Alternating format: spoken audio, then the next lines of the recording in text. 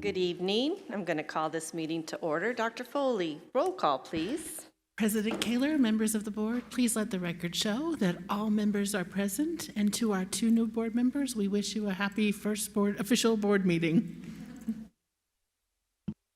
It's quite appropriate. This is Inauguration Day. So, yes, welcome Mrs. Schultz and Mrs. Anderson. We appreciate your dedication in wanting to join this group. So we appreciate you. With that, I'm going to have a moment of silence, followed by the Pledge of Allegiance.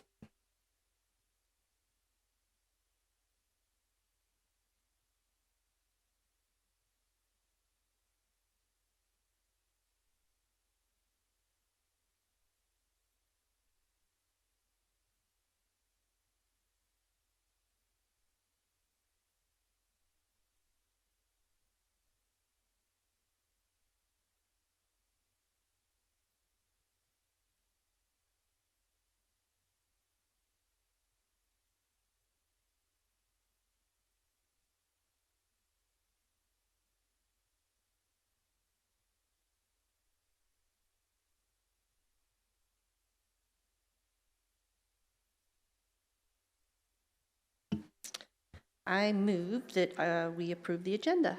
Second. Any questions or concerns on the agenda? All those in favor? Aye. Aye. Aye. Motion carries 5-0.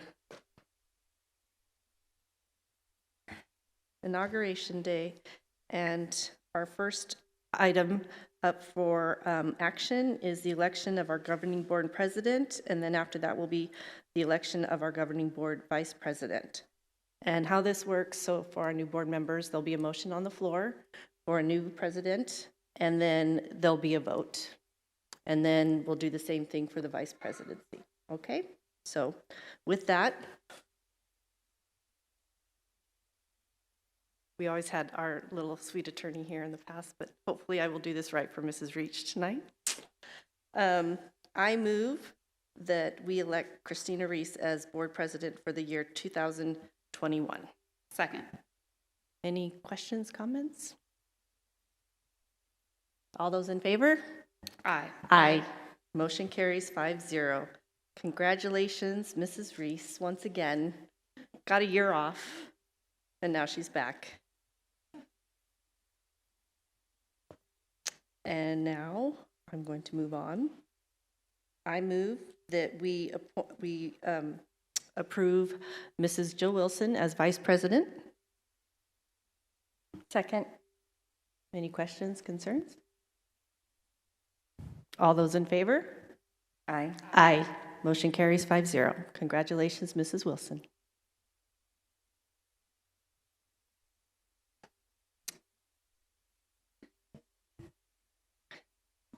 Yes, this is immediate, so now I get to pass off the meeting to Mrs. Reese. And I was given this school board president handbook tonight, which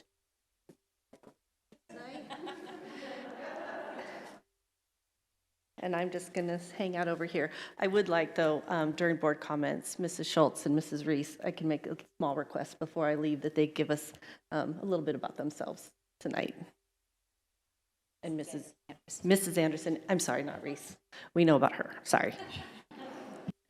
Yes, thank you. I appreciate the little handbook. I will look at that. All right. Well, then we will go on to our next agenda item, the superintendent's report. Dr. Foley. President Reese, members of the board. Tonight we start with one of our favorite tasks that we do here at our governing board meetings, which is the celebration of our points of pride, where we at this meeting honor our employees, our student, and volunteers that are being recognized by the school. Now, tonight we do this a little differently. Because of social distancing, we're going to do these a little differently than we have before. So we're going to call the principal up, and we're going to start tonight with Power Manch. And when Mr. Reuter comes up along with along with Mrs. Coda. They're going to call the employees, the student, or the volunteer up one at a time, and then we will take pictures where you will stand rather than coming down, because we used to love to do handshakes and close pictures, but for physical distancing, we do a stand and acknowledge, so one at a time. And so we're going to start first with Power Ranch tonight, and then we're going to do Santan. So I'm going to call Mr. Reuter up and Mrs. Coda up so that they can help us celebrate our points of pride tonight from Power Ranch.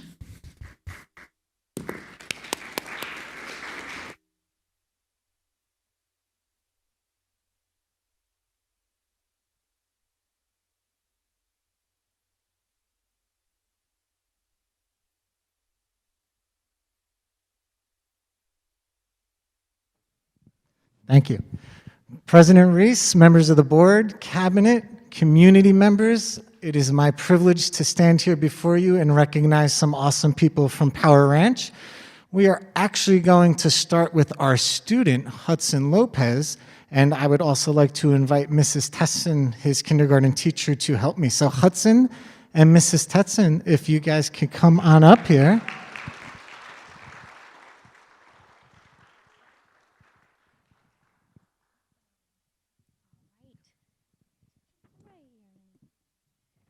All right, good evening, everybody.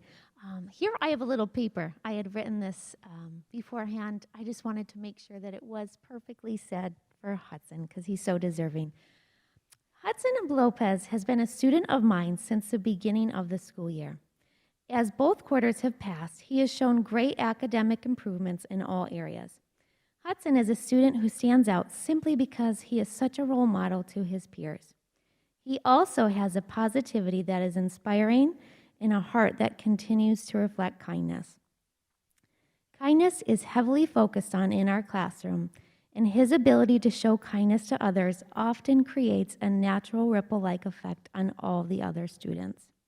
I could not be prouder of Hudson, and I am honored to present him with this award tonight. Congratulations, Hudson. Come here, buddy. We have some presents for you, too, there. Do you want pictures now? Okay.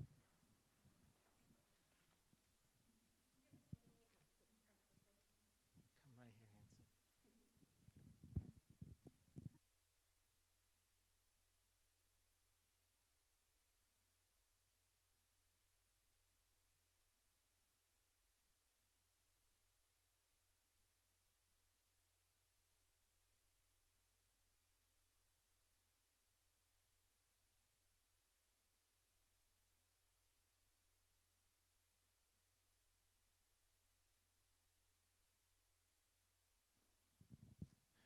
It's great because you really can see the smiles through the masks. So next, I'm going to call up our volunteer, and it's Miss Shauna Peterson.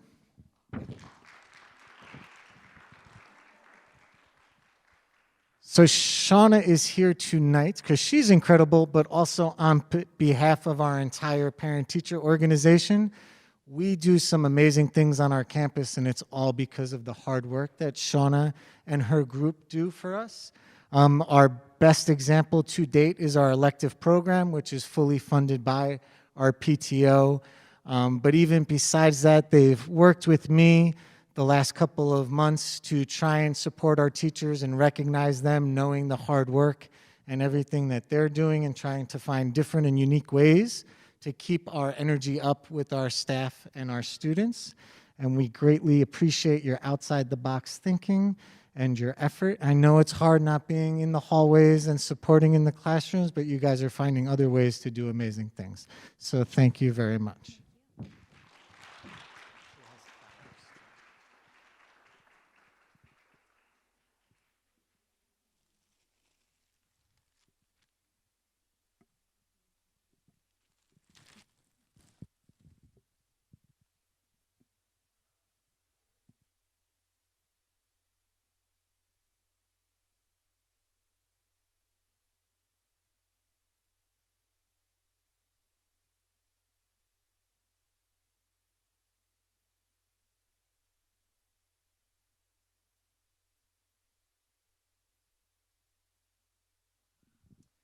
And next, we're going to have Mrs. Coda recognize Kelly Bodich, one of our special ed aides on campus.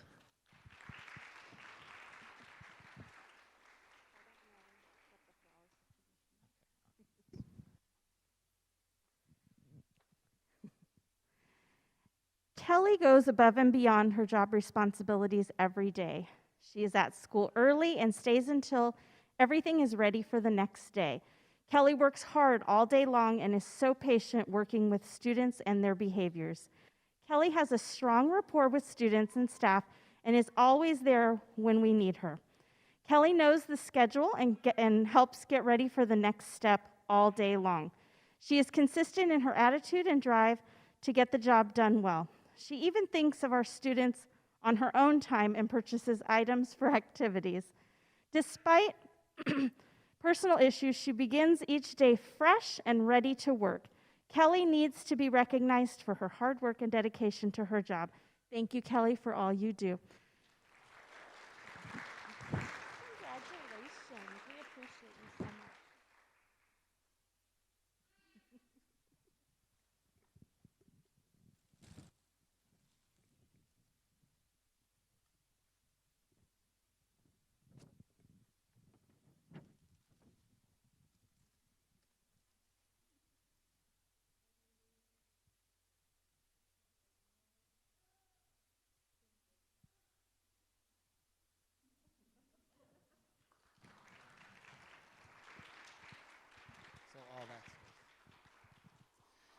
And lastly, if we could have Lauren Considine come up, please. She is our certified employee.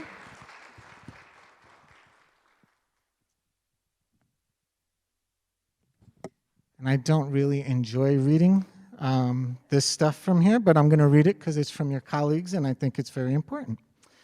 Since March, Lauren has done a lot to support students, colleagues, and the Power Ranch community. Lauren served as our Canvas ambassador, learning the program and leading staff PD for our teachers. Still to this day, she supports colleagues, including myself, with questions and troubleshooting. She also led virtual staff meditations called Mindful Moments each morning in the beginning of the school year.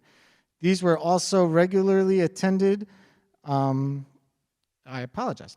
These also then started to be done with students. My sister is a 6th grade teacher in New York, and my sister also was invited to join, and she had some other colleagues that joined as well.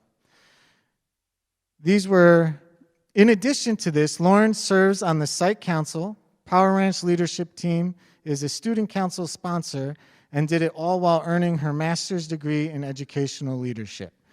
Her continued support is amazing, and we can't thank her enough. Congratulations, Lauren.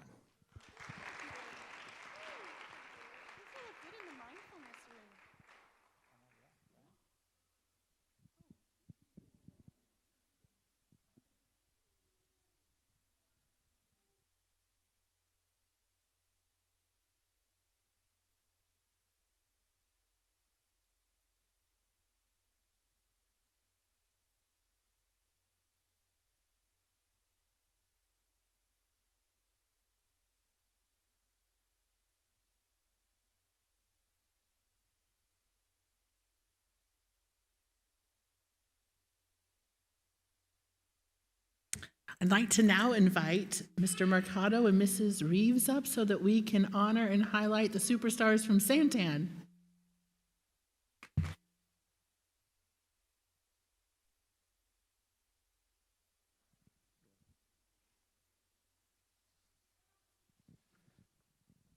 I was going to say President Kaler. President Reese, I had it all scripted out.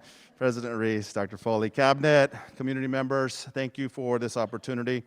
I absolutely love this time when we can celebrate some amazing people. I wish we can celebrate all the amazing people and things that are happening at Santan, but we'll take this couple of minutes and celebrate some really good people that make a difference on a daily basis. Our certified member is our media specialist, Jen Ford. If you can come up, please.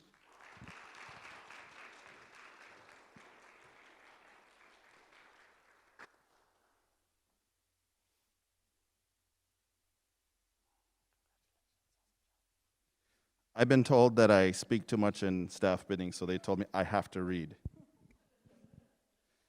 Ms. Ford is a dedicated and passionate educator. Ms. Ford is a team player on our campus. She strives to support all stakeholders to ensure 100% customer satisfaction.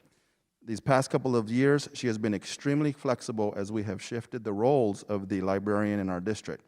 Ms. Ford communicates effectively with Ms. Baker, who you see up there as well, to provide a positive experience in the media center. And I would say it's a well-oiled machine.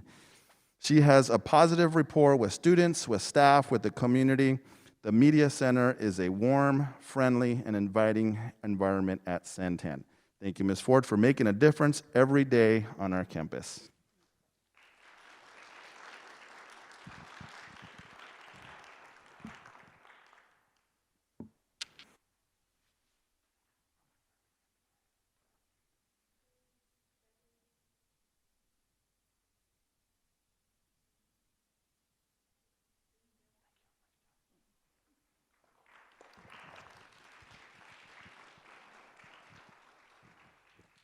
Our classified member is Laurel Baker.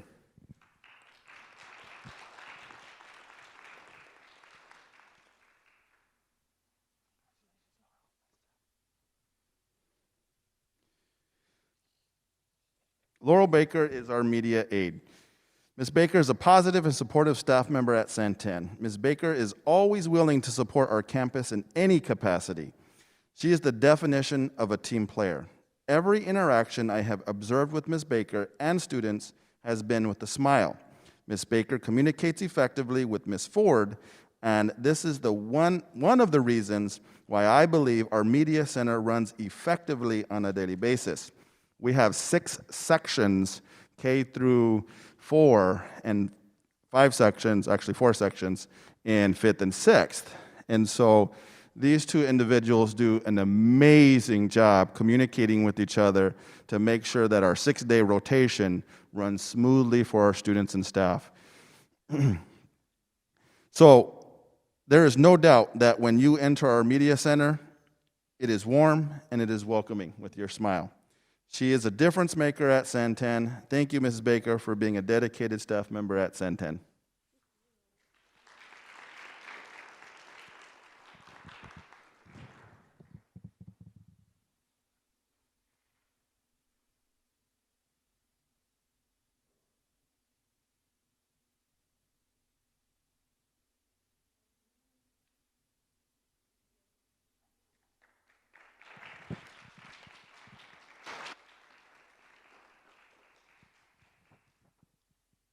Santan's volunteer is Amy Randall.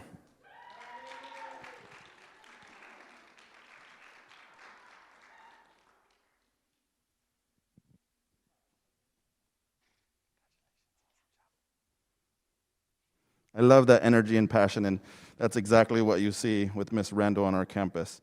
Ms. Randall is a certified substitute and PTO member at Santan. Mrs. Randall is absolutely one of our best supporters of our programs and services. She is a dedicated substitute that has saved us many times at the last minute to ensure students had support in their classroom. She follows the lesson plans the teacher creates and has classroom management. She is definitely an effective substitute on our campus. Mrs. Randall serves as the VP of fundraising at Santan. So whenever I call her, Ray, what do you want? Because I have all the great ideas, right? She is always thinking outside the box to secure resources to support our campus. Recently, before the holiday break, we had a tradition of cookies and milk with Santa in our gym, where we would have 400 people or so. It was just an amazing event that we were really sad that we weren't going to be able to host this year. So with her thinking outside the box, her support, and PTO support, we did a drive-by cookies and milk with Santa. And so it was an amazing event that community members and students and staff were still able to participate with. So really appreciate that support when it comes to outside the box thinking for our campus. She brings great ideas to the table to ensure we provide the best experiences for our students, staff, and community. Thank you, Ms. Randall, for making a difference every day at Santan.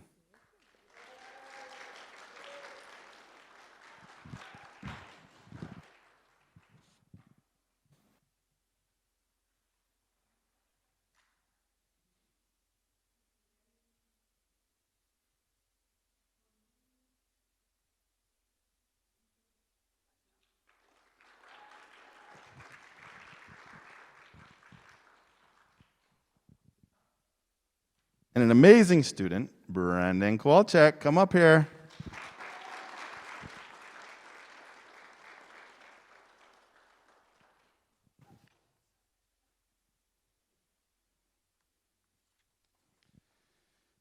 Brandon is a 5th grade student at Santan.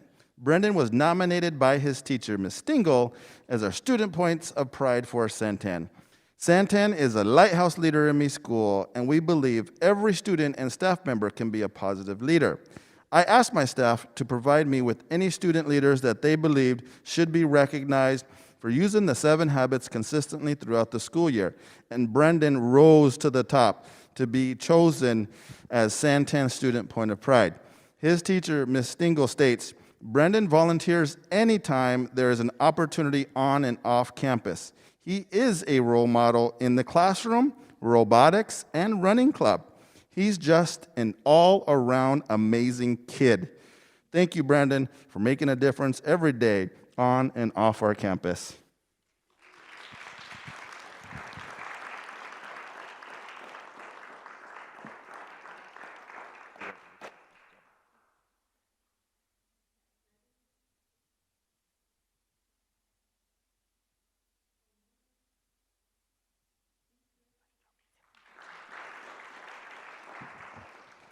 Thank you.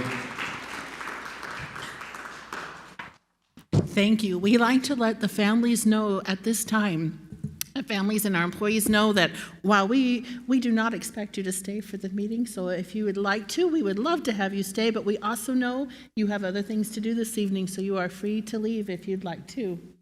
Thank you. Thank you all for coming. Thank you to the families who share your employee or child with us.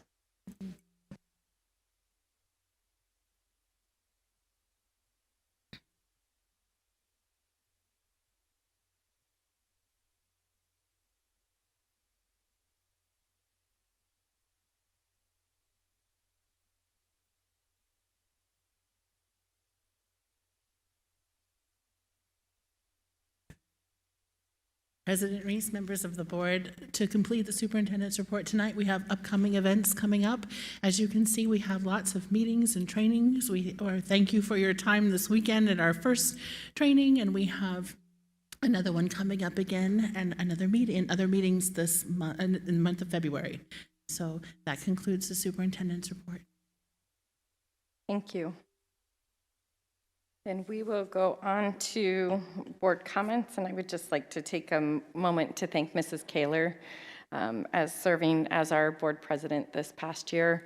A very difficult year, lots happening, and thank you for your dedication to our board and our district for serving in that position. And we will go on to other board comments, and Mrs. Kaler, you had a request for our new board members. Give us a few highlights about yourselves since you're brand new tonight up here on the dais. So, Mrs. Anderson, would you like to go first? Hi, my name is Michelle Anderson. I've been in the district as a parent and as an employee. My kids started when they were in kindergarten at Coronado, and now I've got we have one graduating from Williamsfield this year and one coming up in a couple years at Williamsfield as well. I've been around, and I'm going to try not to get emotional, but I'm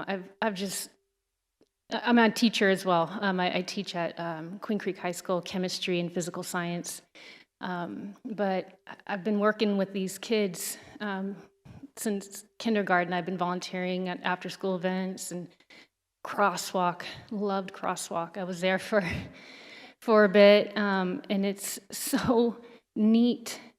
And I know there's a better word than neat, but to be with these kids, I've seen them as little bitties. I got to teach them in middle school, and possibly this year, I hope so, I'll get to hand them their diploma as they walk across the stage. It's super, super awesome. But anyway, I'm just happy to be here and happy to serve in this manner, and hope to bring a lot of good experience and just a positive attitude to this wonderful district that I've given blood, sweat, and tears to. So thank you for having me.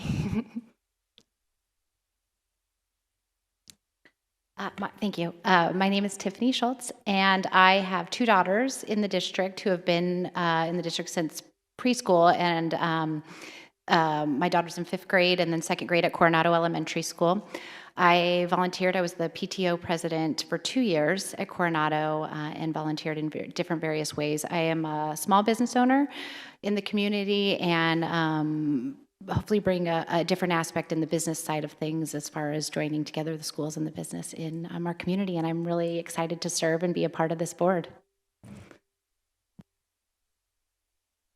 Any other board comments? President Reese. Mrs. Wilson? I just want to thank the 2 new board members. I didn't thank them up until this point because I was waiting for the seat to actually be filled. I know there was some question on why I waited, but I just want to thank you guys both for joining and for President Reese for coming back another 4-year term on top of the already 8, correct? Oh, I'm like, wait, maybe I'm speaking out of turn. 8 years that you've already done, and that's a long commitment, and I just want to thank you for that. So thank you guys both for joining and President Reese for continuing. Thank you. All right, if we don't have any other board comments, we will go on to our next item. Request to speak, Mrs. Reach? No request to speak. All right, we'll go on to our consent agenda. And I move that we approve the consent agenda items as they are presented. Second. All right, any questions or comments regarding any of the items on our consent agenda? President Reese, I do have Mrs. Anderson? Oh, sorry. Oh, sorry. 7.8, it marked about some increases. Since I'm new and I'm not understanding, I'm just curious if this is typical, if it's short term, and are we looking for other vendors because some of these were significant? President Reese, Board Member Anderson. So one of the things you're seeing here is that this is one of those annual things that we do when we have purchases with organizations that have cumulative totals that go over a certain amount. And so you estimate at the beginning of the year what it is, you approve it, and any time that it is expanding or extending, this is one of those ongoing maintenance that we do. There always have been through the appropriate procurement processes, but it's just because these totals sometimes, like for instance, a power company, you're going to, based on need, it will accumulate a total, and so you estimate based on previous need, but if numbers come in different, you just continue to monitor it and bring it back. And we follow our policy knowing that if there were anything that was an individual purchase over $100,000, it comes to you as a separate item to approve. So this is one of our ongoing maintenances of monitoring big purchases for multitude of things district-wide. President Reese. Mrs. Kaler? Just a little comment on 7.9. I had talked to Dr. Fowler and Dr. Foley. Besides just the roofing on Cortina, I was made aware that weatherization has been submitted to SFB as well. And that's kind of, would be really nice if the roof and the paint and everything would come together at some point for that little mismatched school over in Cortina. But anyways, I just wanted to point that out, that has been submitted to SFB, and let's keep our fingers crossed. President Reese. Mrs. I just want to thank all the teachers in 7.2 who are doing 6/5. We're getting our next round or our next batch of approvals for 6/5 hours for the second semester. And there are a lot of them, and I just want to thank them and all the teachers every day who are going above and beyond, and the staff who are going above and beyond to make this school year happen, because you guys are the ones who are making this year happen for us. So thank you. And just to tag on to that, Mrs. Wilson, we have pages of approvals on our 7.2 for lots of staff, like you said, taking 6/5 classes. So our high school teachers who have volunteered to teach a full day plus an online class, we have items on here for coverage and where teachers are stepping in for other teachers, and we have other staff members who are stepping in and helping cover when someone is out. So we have a lot of items on 7.2, so thank you for bringing that up, because it is the teamwork and cooperation of all of our staff within this district to continue to make the instruction happen for our students. I noticed elementary specials teachers on there, and elementary 5th and 6th were also teaching online and doing their full day of classes. It was remarkable, so thank you. Any other questions or comments? All right, all those in favor? Aye. Aye. Aye. Motion carries 5-0. We will go on to our information items. 8.1, the second quarter special education day school report. President Reese, members of the board, this is, again, going back to the theme of the question Board Member Anderson had about updates for you on how we're spending with our estimate of what we've budgeted and where we are at this point in the year. And this year, we're bringing quarterly reports back for you. If there are any questions, Mrs. Miller would be happy to answer them. This is more for information purposes, and if there's any questions, she'll be happy to answer. Just as a quick note, if we have a student that we feel we cannot provide the level of education they need and they go to a day school, the district is responsible for paying that tuition for the day school. So I know these will show up in your vouchers as well. Mm-hmm. And so you will see them. And we are now getting a quarterly report of what it does cost for the district to pay for kids to be educated outside of our district that we can't meet their needs. But I do want to thank Mrs. Miller for all the changes and the hard work that you've made to help keep some of these students, and that we can provide the services for them within our district. And you've made a huge difference for those children, so thank you. Any other comments, questions? All right, then we'll go on to 8.2, our HR Quarterly ESI Report.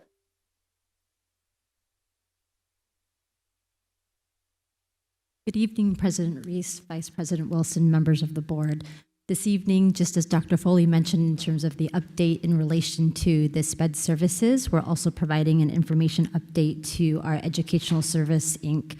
in regards to what we're paying for our district substitute teachers, our rescue subs, and for those who need additional clarification in regards to rescue subs, this school year, for the first time, we hired what we called rescue scrubs, not scrubs, subs, a little faux pas there, pardon me, rescue subs across the district, 2 permanently at the secondary schools, primarily the high schools, and 1 at the elementaries to service if we had absences that were going to be occurring because of COVID-related reasons.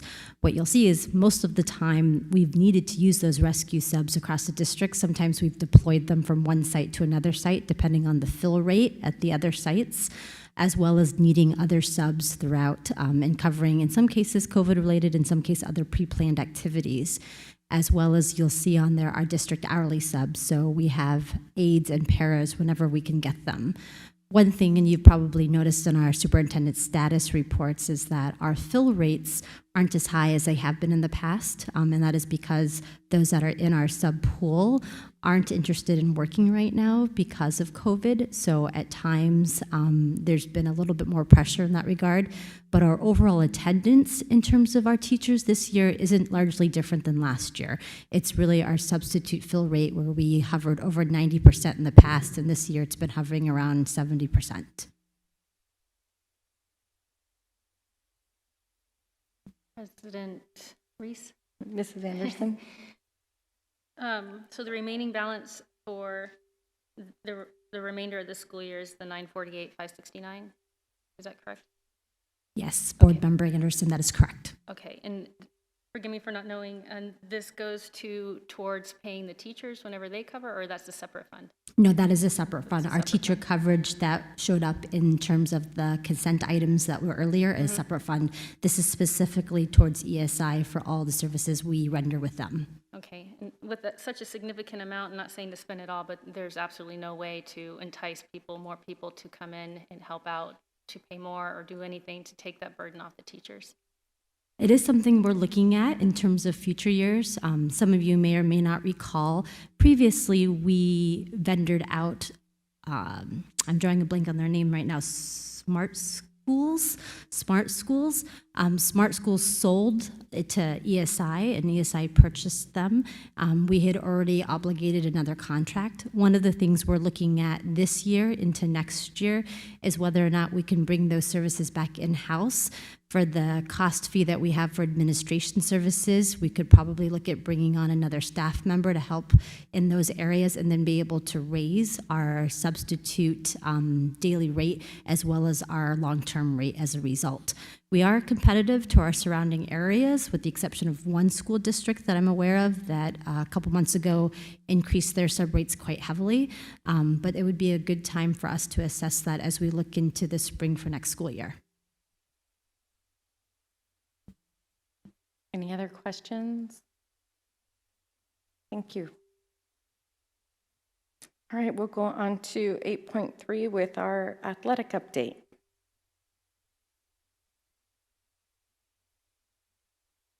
President Reese, members of the board, I'm not one for putting pictures in PowerPoints, but if I did, there would be a roller coaster right on the front, because it has been very interesting beginning of this AIA sports season. Tonight we're going to talk about just the timeline, some of the changes that happened, some of the AIA mitigation strategies that we've implemented, give you an update on where our high schools are at, where our middle schools are at, and then we need to acknowledge some people who've done an outstanding job in moving our athletics forward.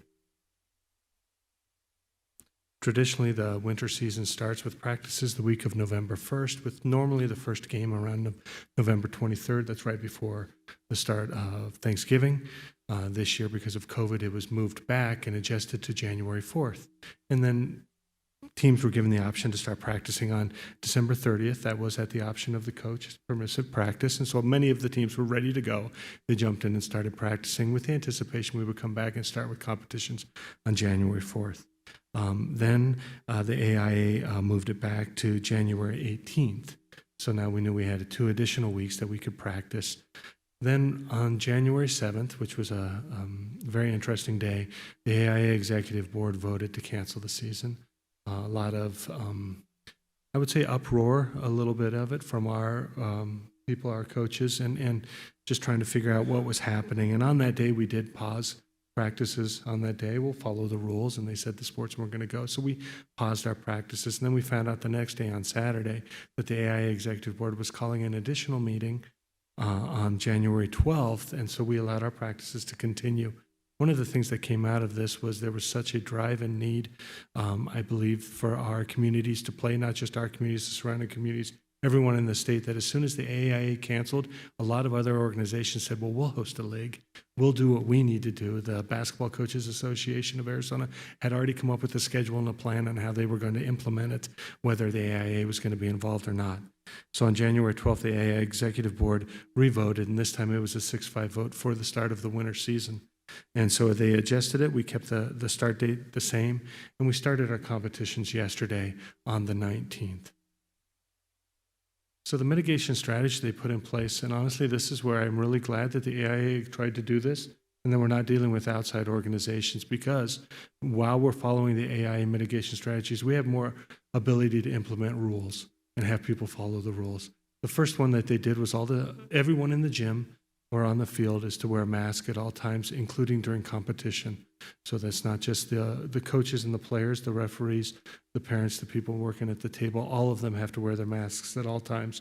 Now, granted, when you're in physical activity, sometimes the kids will pull it down or remove it to catch a breath. As long as they're just not trying to be blatant and get rid of it, then we're going to be considerate of that.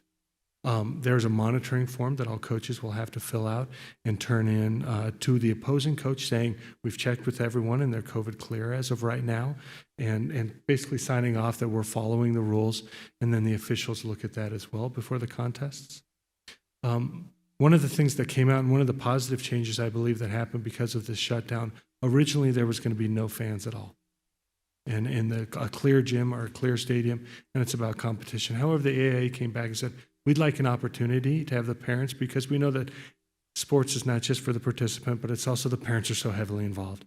And so the AIA said that you're allowed to have a student athlete purchase up to 2 tickets for parent and guardian only.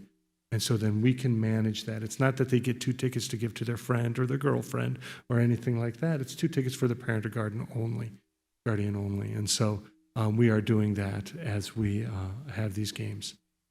On the bench and sidelines, we have to spread apart. And so it's not the typical gym setup that you see if you were to come in there. And they must be cleared between games. And so what happens on that, and I was at Williams Field last night. I went to Williams Field and was there as they had a game against Campo Verde for boys basketball. And the idea with clearing the gyms is twofold. One is parents can only stay for the game that their son or daughter participates in. They can't stay for the entire program. And so we need them to exit. The second one is, and I need to get a shout out to Mr. Stengel, who's right back there. They put on the Ghostbuster backpack, and then they do the electrostatic sprayer and spray down the benches and spray down the bleachers so that when the new crowd comes in, that it's already been sprayed down. And so that's 2 reasons why we're doing it. But it really does help us with the crowd control. And so we don't have people that are overlapping. But let's say a parent had someone that was on the JV team and the varsity, they would exit, and then they would come in when we allowed the varsity people to come in. And I think that's an important part of the mitigation strategies. We do have to have our strategies posted, and so we have them available, as well as, and I think here's the thing for the AIA, if we have member schools who are not following the rules, the officials have the right to cancel the game. And so if the crowd is not wearing the mask, the officials can look and say, we've warned you, we're done, we're canceling the game. Should a game get canceled, then that school would not be allowed to use AIA officials for the rest of the season, basically canceling their season. And so the idea is, let's take this seriously, and if we're going to be allowed to have the opportunity to have games and that we can have a limited number of fans there, then let's appreciate what we're getting, because the alternative is nothing, or it's being run in situations where people can be combined, like the club tournaments you hear about now, where people are all over the place, not masked up, not following the rules, and that's the last thing that we want. Mr. Blatz. Go ahead. I had a question. I know that the AIA had originally said that club ball, they had to, if a kid was playing club ball, they had to wait 2 weeks. That's still in effect, correct? Actually, they kind of pulled that because of the cancellation and restart, because honestly, as soon as they canceled, people threw in club tournaments, and there were club tournaments that happened. They didn't feel like that was fair to the kids who went and participated in that, thinking that they wouldn't have a season. And then 2 days later, now they have a season, but then they'd say, whoa, but you can't do this, and so you have to sit for 2 weeks as well. So they didn't think that was fair, so they did not continue with that. So if you'll notice, our winter season sports that are competing right now, we have boys and girls basketball, boys and girls soccer, and boys and girls wrestling. The games did start yesterday. And honestly, one of the challenges moving forward as we talk with the athletic directors, we know there are situations where teams will be quarantined or canceled in games because of COVID. We have a situation with that within our district right now. We follow our COVID guidelines, and when we do that, we're prepared to not hold games and practices, and that's just the reality of what we live in. And so it's going to be kind of continue to be up and down. We might find out on a Tuesday morning we're not playing Tuesday night because the other team's there, or vice versa. We have to contact somebody and say, we're no longer going to be able to participate in the game, and we'll have to be doing scheduling, and that's going to be a challenge. And that's really where our athletic directors step in, and the communication they have with not only the AIA, but other member schools around, saying, who's got a game, who needs a game, let's find something so we can compete.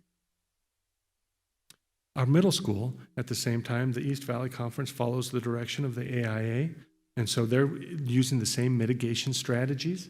And so it's been a little bit different to control doing that, because typically you don't buy a ticket to go to a middle school game. And so they're working with their families through emails, and so they can keep track of who's there and not just let anyone go to the games. Sossaman hosted their games last night. Talking to Mr. Keeling, he said it went really well, and the parents were respectful and appreciative that they could come to the game, and it's for the home games. And so they're going to have boys basketball, girls softball, and cross country. They're having a small 3-week season, the EVC, and then they start their third season sports, which is here, girls basketball, boys soccer, and wrestling. And we anticipate those ones to start the week of February 9th. If we remember, they're trying to take 4 seasons and condense them into 3, and then we lost even more time. And so it's condensed, but it is providing an opportunity for the kids to compete for our schools. And so the acknowledgement, first, I need to acknowledge the coaches and the players who have been practicing and been anticipating, and really it's been stressful on them because here we're a go, we're not a go. They've been practicing for 6 weeks, and it is very atypical of what they're used to. And so we appreciate their flexibility and their commitment to what they're doing, because it would be easy to say, let's try something else. But they're ready, and we know that, especially at the high school level, these coaches give their years and their lives to this and their dedication. And it's not just the season, it's all of the other work that goes into that. And so we'd like to publicly say thank you to our coaches and thank you to our players for being supportive and for continuing to follow the rules and for continuing to represent us in the best way possible. And then finally, there's 4 people that are really important within our district that really have a thankless job because of all the work that they do. Our athletic directors at Higley High School, Mr. Aaron Dilley, at Williamsfield High School, Mr. Darrell Stengel, at Cooley Middle School, Louisa Schwartz, and at Sossaman Middle School, Brandon Keeling. And just publicly, we'd like to say thank you, because it's been a whirlwind for them, because the first time something happens, that's the first point of contact for a lot of parents, and they've been able to handle a lot of tough situations with grace and with patience and with communication. And on a personal note, I'd like to thank them because I think we're developing a nice rapport where as a district we can talk and try to solve things as a district and not individually as schools. But all of the hard work they do, and Darrell, thank you very much for all the hard work you do leading an athletic program. So that's our athletic update. Thank you. Thank you. President Reese, I have a question. Is that okay? Yep, Mrs. Anderson. Okay. David, I see that, so the spectators, not the home team, their families, nobody can attend it. It's just the home team parents, the 2 tickets, correct? Correct. It is just the home team. And I'm not anticipating anything from our community, but do we have a plan in place for enforcing in the stands or anything else? Are we paying people to walk around? How are we handling this? Because we've all seen the YouTube videos where sometimes it goes south. I didn't know if there was a plan in place or if that's another day to talk about. Oh, no, that's quite all right. We can talk about that right now. We, Member Anderson, first, it's how we limit the tickets, and parents we can only get 2 tickets, and who we let through the door first is really the important part. So we use GoFan. Parents are allowed to buy them, and then we have a list that they would come in, and they don't just do the ticket. They have to match the ticket, the ID, to the name that's within Synergy that says they're a parent or guardian. Okay, and then when you look at the number of teams, for instance, last night at a home varsity basketball team, you have 12 to 15 kids on there. So at the most, we're talking 24 to maybe 30 parents there. We probably had 25 there last night. We have personnel, athletic directors, other school employees. We still are continuing to have security there, ticket takers, and our workers to monitoring that. And with that limited number of people, it's interesting how spread out the gym can become. We don't even pull out the bleachers all the way. So we pull them out part of the way, and then they can spread out. And for the night that I was at, and then talking with Mr. Dilley at Higley, said the parents were very, very, once again, appreciative, wore the mask. We will be there to remind them. Honestly, I think it's a little different when you don't have student sections. And some of those behaviors and things, because they're high school kids and how they want to yell. The game is very different from a sound aspect because you don't have people yelling all of the time. But yes, we do have people that are monitoring, and we're being very specific. And there was someone who came up, and I'll just share it, and said, "Hey, can I give my second ticket to someone else?" And we said, "No, the second ticket these are for parents or guardians, and that's the rule, and that's the rule that we're going to follow, and it's not going to be kind of a free-for-all in terms of having 2 tickets."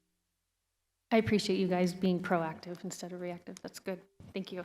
Thank you. And also on that note, Mr. Lotzenheiser, is that even if a parent, even of a divorced family, and the dad is, he might be remarried, but mom's not on that, stepmom's not on she doesn't get to come in. So it's very strict, Mrs. Anderson. It's just parents and guardians that are in Synergy. And I know they're following it very strictly. So yeah, thank you for that. All right, thank you. Thank you to all of our athletic directors. Again, just the same with this whole last year. there is no precedent set. We don't have anything to follow. We are creating it as we go, and with organizations like AIA, with our other schools, the districts around us, and this is what we have to do so our kids can play. And it's important to our kids, our high school kids. This is important for some of them for college, and so thank you, and the communication to the families on the teams and everything. It's nothing we want to do. It's what we have to do right now. So I know that puts a lot of our athletic directors in some bad spots sometimes, and I appreciate the time and effort you have to take to enforce these rules to give our kids a season. So thank you, and I have no doubt our community is appreciative that we get to have sports at all. So I appreciate the update and being so thorough and thinking it all out. So thank you. President Reese, I'd like to echo your sentiments. We've talked to students, we've talked to parents who in a weekend lost a season and regained a season. So a true appreciation for whatever mitigation strategies we have to do, where we are taking them with purely to heart. So we echo your comments. Thank you. All right, if there's no further questions or comments, we'll go on to 8.4 for our fiscal year 2021 monthly governing board financial report for November and December of 2020. Does anyone have any questions regarding the monthly report? Okay, then we will go on to 8.5, which is our MNO budget update and projection. Madam President, members of the board, and congratulations to the two new board members who are here. We have been reviewing with the board, I think at every board meeting since about November, what we predict to be the MNO budget for next year. It changes from time to time, and especially one of the big changes is the funding coming from the federal government for the COVID-19, and that is directly helping our budget as those announcements are made. So I'm going to turn over the presentation to an individual that I have a lot of respect for. He's new to the district as of January 11th. His name's Tyler Moore. He comes to us with lots of applicable experience, and I'm personally very happy that I have some help in the business office with this gentleman. So with that, Tyler, would you like to present the PowerPoint? Certainly. Thank you, Mr. Gadd, and good evening, President Reese and members of the board. Tonight, I'm bringing to you the second review of the MNO budget. This is for the 2021-2022 school year. I'd just like to preface this. Mr. Gadd did present the first review on December 9th, and so for those two new board members, I will take my time going through this and thoroughly explain some of the budget calculations that we are obligated to follow by the state, and how we're implementing some of the COVID relief funds to our benefit.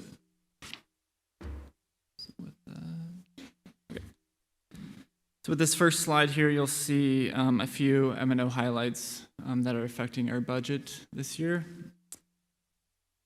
First bullet point identifies the current COVID relief funds that we have received year to date, totaling $3.2 million. I will follow up on these $3.2 million. The next slide, I'd just like to touch on I'm sure you've heard in the news and around the state of additional COVID relief funds being approved by the federal government, and the ESSER 2 is what we're calling it, is that nationwide $82 billion that's going to be funding schools. Again, I'll follow up a little bit more detail on the next slide, but just know that is going to be affecting our MNO budget this year. The next bullet point, we are recognizing a 150 ADM loss in 2021 school year, which is our current school year. ADM stands for average daily membership, and what we're referring to is basically 150 students that we've lost in the district enrollment this year.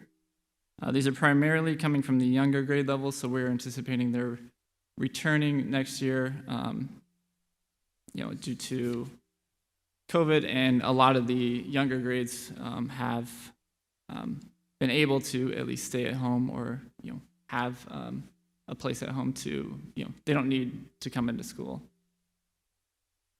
The next bullet point there, for purposes of budgeting, we've recognized a $3 million reduction in funding for online learning. The state currently funds online or distance learning at 95%, not 100% of the base support level. So that $3 million that we're recognizing, and I'll touch base on that more as we proceed, is a current reduction. We're hoping that is reduced with students returning to in-class in the second half of the year. The next bullet point there is we're implementing a reduction of our MNO transfer to the capital budget in fiscal year 22. So our next calendar year, we are going to start phase 1 of that reduction. This current year in our budget revision, we're going to start phase 1 of that reduction. And our intention is to reduce that transfer and bring those funds back to the MNO budget. This budget also has the district absorbing any increase to employee benefits, so we will not be putting those increases from insurance, et cetera, on employees this next fiscal year. All right, like I mentioned, our COVID relief grants to date, this slide kind of covers a brief breakdown of how those funds are, what we've received and what we estimate to continue to receive. So as I mentioned, the $3.2 million, that consists of the enrollment stabilization grant, which was funded by the governor's office. That was in the neighborhood of $2.6 million. We also received in elementary and secondary school relief funds. We're calling that ESSER for the sake of consistency and to not pronounce that full grant allocation act. That was in the amount of $600,000. So that encompasses our $3.2 million that we've received year to date that we know of. Additional grants, like I mentioned, the federal government passed we're calling it ESSER 2, and December 28th, I believe is the date. We've estimated that award amount to be $2.6 million. We have not received an official allocation for that yet, but those are just preliminary estimates. And you'll see an asterisk there. We've also footnoted another possible funding source. A governor has earmarked in his 2022 budget an estimated $292 million, or $98 million, excuse me, for this funding source is based strongly on eligible free and reduced students. So we don't anticipate a large amount coming from this budget allocation that the governor set aside, but we just wanted to footnote that in this presentation.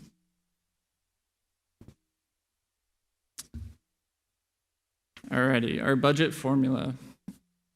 I'm gonna go over two different budgets. So the 2021 budget, which is what we're looking at here, is a budget that all school districts revise in May. So we're based on current year funding. And those of you who went through Mr. Gadd's kind of board training will kind of recognize some of these pieces. So this 2021 budget revision, we are estimating a total weighted student count of 17,659. So that's including that 150 loss that we're recognizing this current year in 2021. That weighted count is not the current student enrollment in the district. There's a weighted piece to student enrollment for Group A and Group B weights. For example, SPED students are weighted a little higher than regular enrollment kids. So that's a whole nother conversation, but for the sake of this presentation, the total weighted student count is 17,659. Then the state gives us a base level funding amount. This is the $43.59 per student. This amount, we take this amount, multiply it by the weighted student count, and this will give us our base support level of 76 million. Next, we have the online learning adjustment, as I mentioned earlier. This amount, again, is based off the 40th day funding, so this is really high. We're anticipating this coming down when we do reconcile to the 180th day on that percentage of students basically enrolled in distance learning classes or online learning. So we're anticipating this coming down, but for sake of budget, we're going to plug this full reduction in there. So we take that reduction minus the base support level, which gives us our revised base support level of 73 million. There is a transportation funding portion in there. Again, that piece, we can have a whole conversation on how that's funded and how that's calculated, but for the sake of this budget presentation, that number is 2.7 million. We take that number, that 2.7 million plus our base support level, and that gives us our 2021 revised revenue control limit. Okay, so you'll see that revenue control limit number again at the top of the screen. So we're still talking about our 2021 revision. We do have a couple more calculations in here. So we have an MNO override. The MNO override is 15% of our RCL. So you'll see that calculation in there. So that totals 11.4 million. We get to add that onto our budget. We're projecting a budget balance carry forward. We have a revised, budget balance carry forward from our 2020 AFR of 8 million. We get to add that back in there. We have Prop 123 funds, more commonly known as Classroom Site Fund. That gets put into the calculation. And this is where we're talking about that capital reduction piece. So currently in our adopted budget that we adopted in June, we adopted a $6 million transfer from MNO to capital. You'll see we're going to recognize the start of this phased reduction of this transfer in our revision in 2021. So you'll see it revised down to 1.4 million.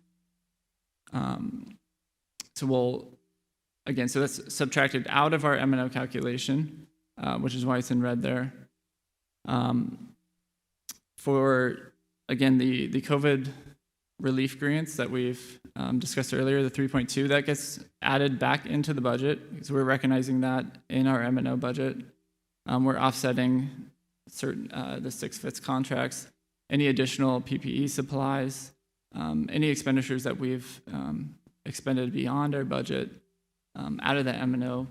We're basically funding that back to those grants. So we'll recognize those revenues, and that gives us our estimated revised general budget limit of 95 million. So again, in June, we adopted a general budget limit of 90 million. So that difference of 5.4 million, we get to recognize in this next calendar year, fiscal year 22.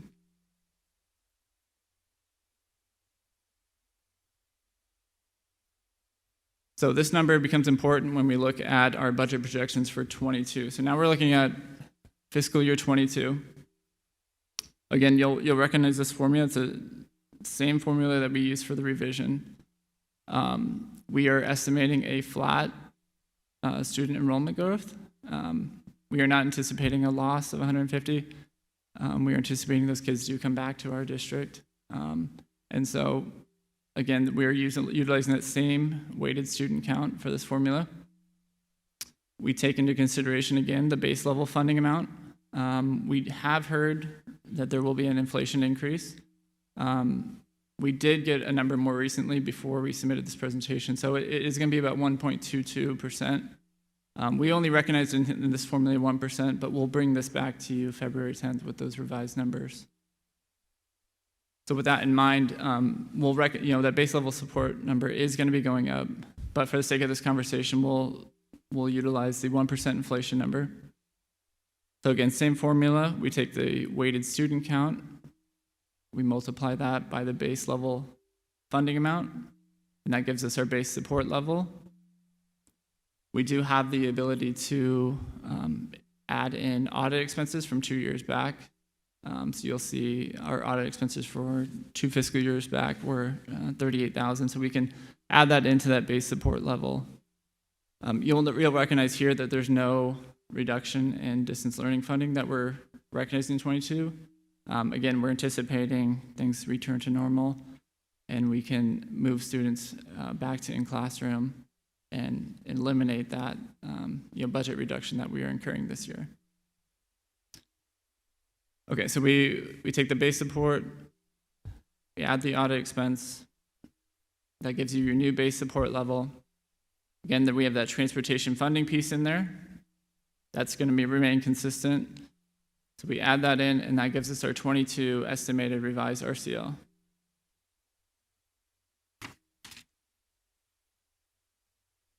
So much like the 21 budget projection, you'll see the RCL on the top of the page here for 22. We do have, again, the same things that we had in 21. So we have the 15% of the RCL is our MNO override. You'll see that amount increase because of our RCL increase in 22. We are estimating a budget balance carry forward of $13 million. So that's taking into consideration that 21 revised budget balance difference, so that 5.4 that you saw earlier, plus a continued $8 million carry forward that we're recognizing in 21. That's where that 13 million comes from. Again, you'll see the Prop 123 funds in there. In 22, we're continuing to reduce that transfer from MNO to capital. You'll see that reduction there. Remember, if you remember in 21, it was 4.4 million. We're bringing that down to 2.9. Again, trying to move those monies back into MNO. That gives us our estimated general budget limit in school year 22 of $103 million. You'll notice from the 21 anticipated revised general budget limit of $95 million. That gives us a general budget difference of $7.7 million. So essentially, this is what we have in excess for calendar year 22 to use towards some of the items that we'll talk about. Mr. Moore, can I ask a quick question? Yeah, sorry. So while we anticipate going back into the classrooms, having more students return, we're also anticipating, I guess, the real launch of our Higley Virtual Academy. Has there been some discussion on what that will look like? Are we looking at more of supplemental classes versus regular students just attending the virtual academy? What kind of discussions since that's funded differently, we anticipate the majority of our students returning, and hopefully life will go somewhat back to normal. But the Higley Virtual Academy is something we wanted to launch even previously, and so that's with it funded differently. Do we know how that's going to impact our budget? Certainly. So, I mean, it'll be funded much the same, but I'll let Dr. Foley kind of address that. President Reese, members of the board, very good question. Literally, when he was talking through, I thought, ooh, that'll be a question that comes up. So obviously, we are going to have families who continue to want online instruction. We will obviously have this year was a soft launch, if you will, because it was kind of remote learning sustained, because we kept school teachers at their schools, kids around aligned to their schools, because we didn't know whether we were coming in and going out, and there was still a lot of unknown. And we were shifting based on need and family choice along the way. So one of the things that we're working hard, you'll notice that we have a posting, and you've seen in your status report that we're in the process of actually building administration for Higley Virtual Academy, which is an important thing for Higley to have. We were one of the very few East Valley districts that didn't have an online academy. So we want that for our long-term sustaining. We remember we had to officially apply for it. We came together to, we had to approve a curriculum because it's required to have a curriculum for that, which we now have. But what will be important is that really quickly here, we're going to have parents begin to tell us, if you want to continue an online, we need to know, because what will happen is you will literally enroll in the online academy. It becomes a staffing, just as we've talked about all along. Staffing is a big piece of this, so we need to know number of need to staff appropriately and to coordinate this. But truly, we will have an online academy which will continue and sustain. And the state may fund it differently, but again, we're not looking at it as a loss, as much of a loss, if you will, but we will continue that. So numbers are going to drive our staffing and our need for that, but we are looking at, we're working on a handbook, we're working on the staffing, we're working on what that looks like based on demand for us. And it may mean some teachers still continue to pay based on need, doing 6/5 kind of thing, or it may require, depending upon the need, a full-time person teaching that as well. So we're looking at a K-12 Higley Virtual Academy based on demand, staffing it and coordinating it as a separate standalone school. So it will be a truly, instead of a embedded within this school, it will truly be a standalone school. So it is still evolving and learning and growing, but moving along quite quickly here for full launch this next year. And a big piece of this, and you'll see that we'll start talking about that when we talk enrollment, is demand. We need to know what you want to do. And the good news is if you want to continue online learning, we will have a virtual academy, a full operational virtual academy to enroll in. And I think with that enrollment piece, we can take a look at how that budget will be affected, depending on that enrollment.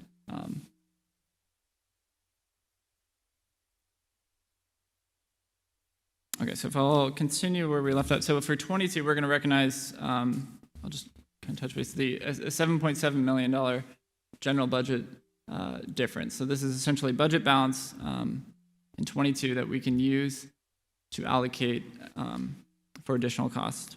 We've identified a few costs right up front. We're calling these fixed increases. We know our medical insurance is going to increase.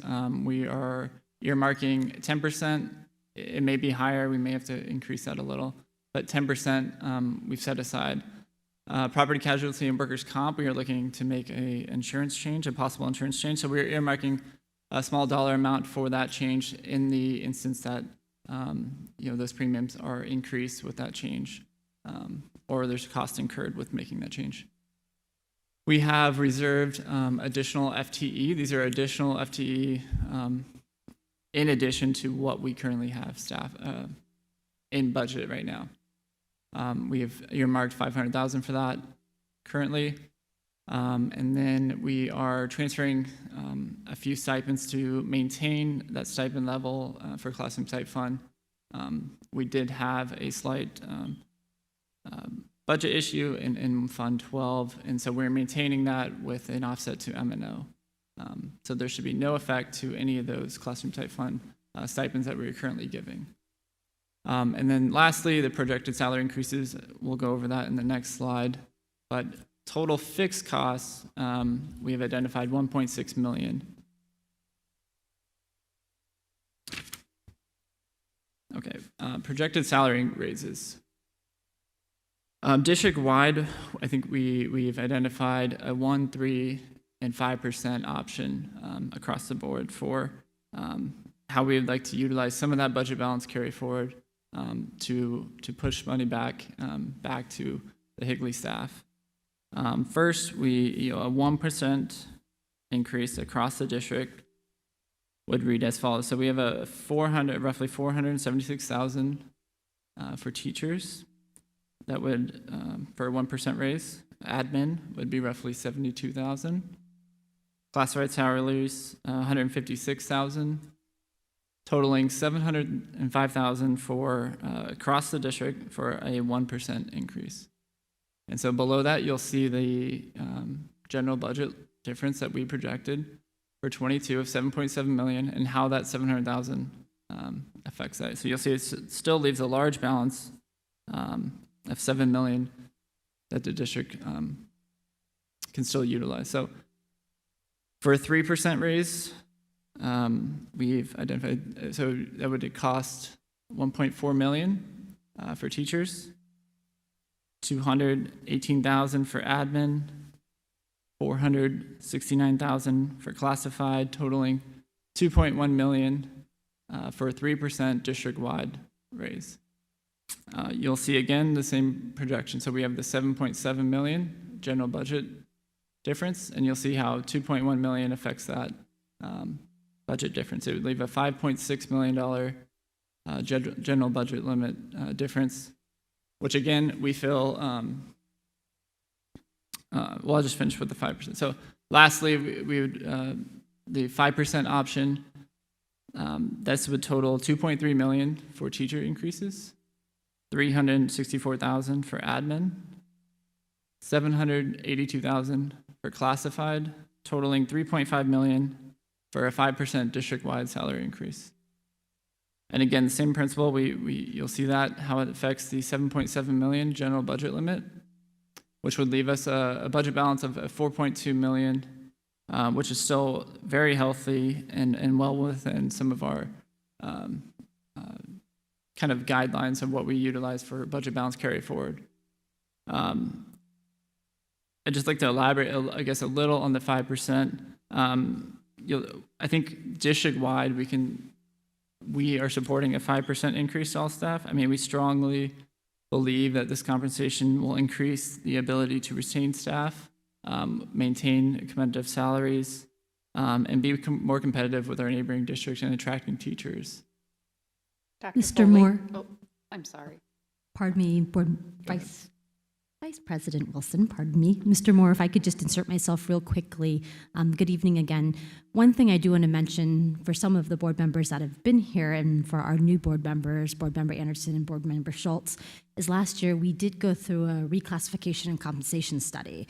And during that reclassification and compensation study, through work with our leadership at the time, as well as our leadership within our finance department, there was a lot of discussion in regards to what we could afford and the amount that we could afford.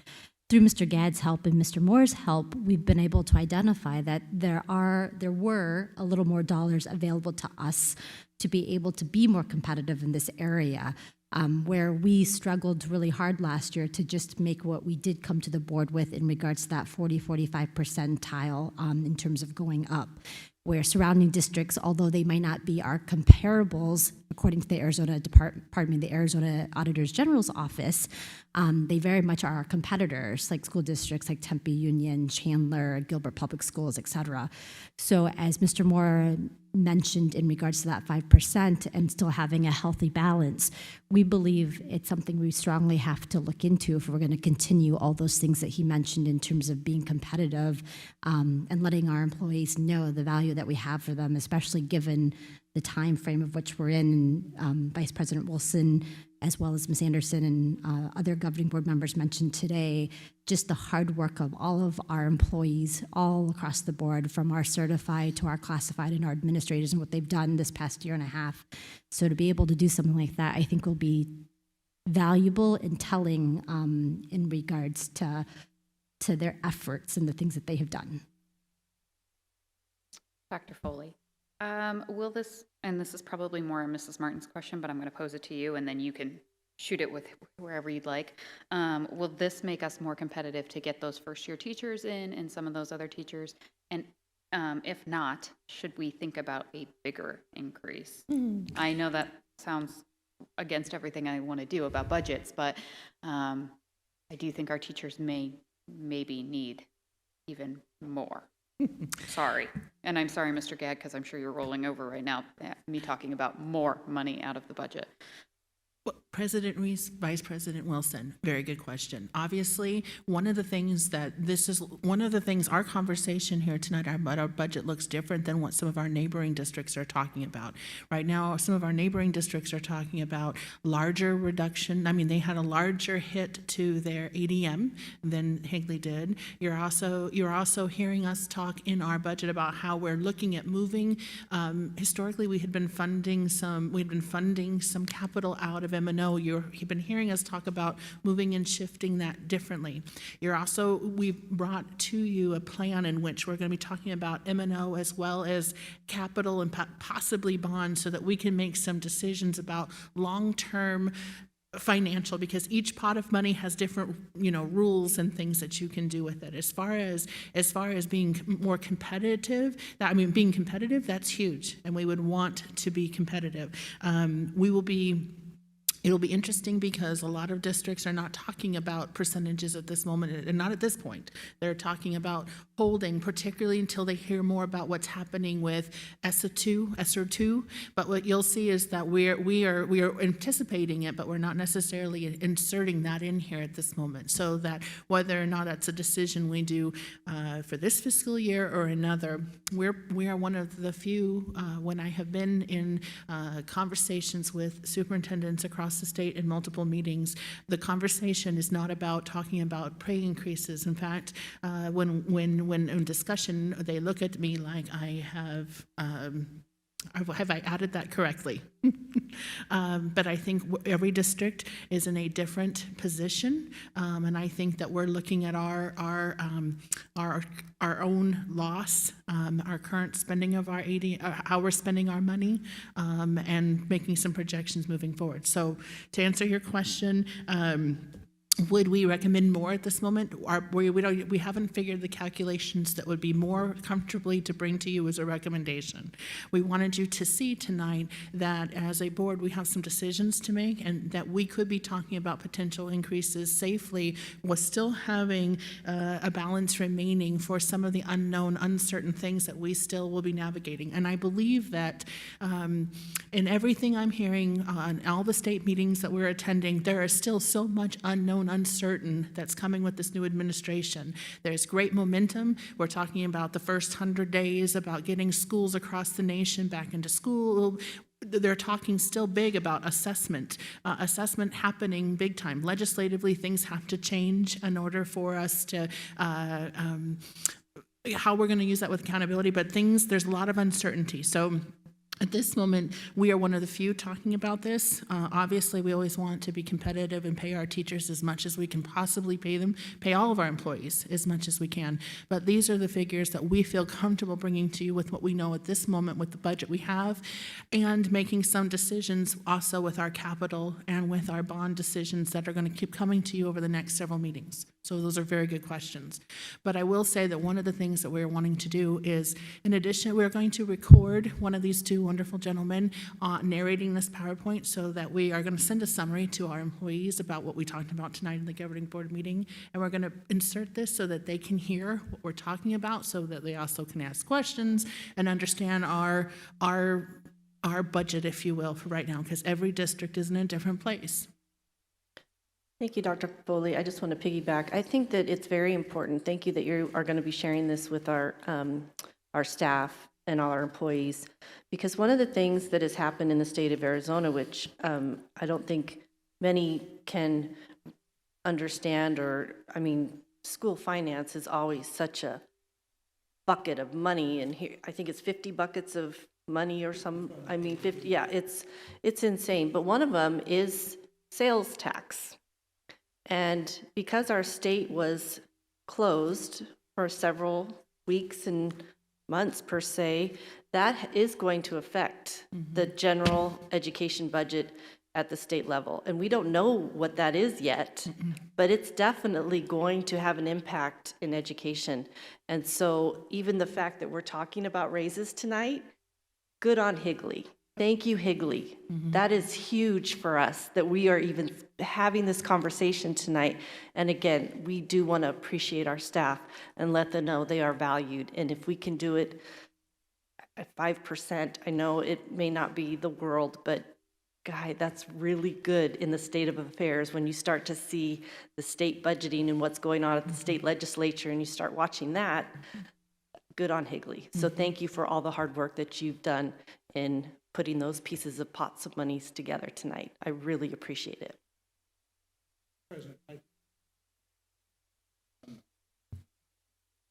The other districts that we compete with, especially in East Valley, have done quite a bit of virtual online and not in person. That has cost them a lot of money. You saw what it cost us for a relatively small amount of time that we have been online. So when you have districts that in some cases almost don't open at all, you can imagine the hit that they're taking on that. And from that perspective, then, unless they have large amounts of COVID monies to help them offset that, then they're not going to be in a position to do any significant salary increases, is my prediction, because I know a couple of them. They're just trying to get by without doing some fairly massive budget reduction. So in answer to your question, I think you're going to find that with our proposal, we're very confident in it, that you will be maybe well, I'm sure you will be probably the highest in the East Valley. And I think, Ms. Martins would support, if you can get into the upper 1/4 of those salaries, especially those beginning salaries with these other competitive districts that we have, it'll definitely help. This will give our salary schedule a real boost, and that then the corresponding benefit from that, especially in recruiting and retaining, is money in this particular case is very key to that whole subject. So I thought I would add that. Thank you. And just real quick, I want to piggyback on that, and I appreciate your information. But I also want to make it very well understood and clear that our board did not make the decision to be in person because of finances. That happens to be a secondary, and hearing, just little pockets here and there, that it's about the money while we're in person or anything. When we've made this decision, we weren't even talking about this. And so I just want to make it clear, it is an unfortunate circumstance on how the state has chose to go about how they're ending up funding the situations that are happening for districts who chose to stay virtual or online for one reason or another, and that was what was best for their district.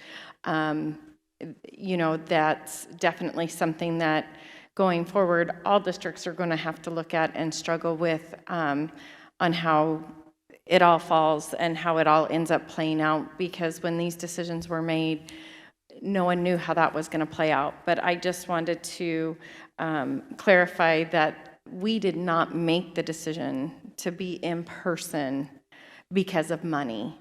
And I appreciate you sharing, and I appreciate that we're in the position to even, like you said, Mr. Gadd, even to be talking about increases, whether it's the 135. When the proposal actually comes to the board, obviously we'll be able to have more discussion, because that's not the intent of our discussion tonight, but that from our finance department, we're even in a place to be sitting with something in front of us that would even indicate that that discussion will be coming forward. I definitely appreciate the work and ability to be able to do that. So I just wanted to get that in there real quick. President Reese, I second that. And also, I know coming up, we're going to be talking some more HR decisions, but things were happening that we didn't know were going to happen. We didn't know when this was going to end, or this funding was going to start, or what the governor was going to do. There was just none of that. We didn't have any direction financially from anybody when it came to decisions. So I just want to echo that too. Thank you for bringing that to our attention tonight. But I know there's more coming from HR in a little bit too. And Mr. Glover would be so proud to see that classified was on here because that was one of his major points at the end to make sure classified was taken care of. So shout out to you, Mr. Glover, if you're watching. And I wore red tonight, which he's like, wow. President Reese, members of the board, the other thing I will stress is that literally, I appreciate what you're saying because this continues to ebb, to flow, to shift. Decisions continue to be made. More information continues to be shared down. In fact, today, the Department of Education actually has started weekly meetings with superintendents. It started today to give little half-hour updates on the evolving state of the state, if you will, from a legislative standpoint and a financial standpoint and an assessment standpoint, because things continue to ebb and flow. And so I think what's important to know is that we will continue to stay on the leading edge of the information to come back to figure out, so what does that mean for Higley so that we can do the best for our district with the decisions that need to be made as things continue to shift and change. And one of the things and one of the reasons why we kind of laid this financial presentation out like we have is that when we're looking at, you have an ultimate responsibility for the oversight of the funding and financial well-being of the district. And there are multiple funds, as you are aware of, and capital, MNO, all of these things play together as a whole package, and you have to understand the whole to make decisions. So that's one of the reasons why each meeting we will be bringing to you the information with the background knowledge so that when you make decisions, you can see the whole and understand how they're coming together. And so, again, this is, literally as we are building this plane, as we're flying it, as the flight pattern shifts midstream, we are still in that role. We're not out of that yet. And so I say this to you as we're bringing you everything we know as we know it, with the caution, like we started at the beginning here with caution tape. Things may change, but there are some things here that when we're budgeting, we're putting it in the rocks that we know at this moment that are certain so that we can make solid decisions as these evolve. So thank you for your ongoing patience with us as we navigate through this financial conversations together over many meetings, because this is big and this is different and this is more complex than it has ever been in the history of finances, and Arizona is challenging on a good time, and let alone in the middle of pandemic. President Reese and Dr. Foley, maybe this goes to somebody. Could please fill me in on a time frame in the process? You said it's going to be brought forward, and I know contracts will be going out probably pretty soon for us to have conversation and to take this to the next level. I'm sorry for interrupting your slideshow. Actually, Board Member Anderson, you're segueing beautifully, because we actually have a calendar here of what the timeline is. So your okay. Question is a nice segue. Oh, thank you.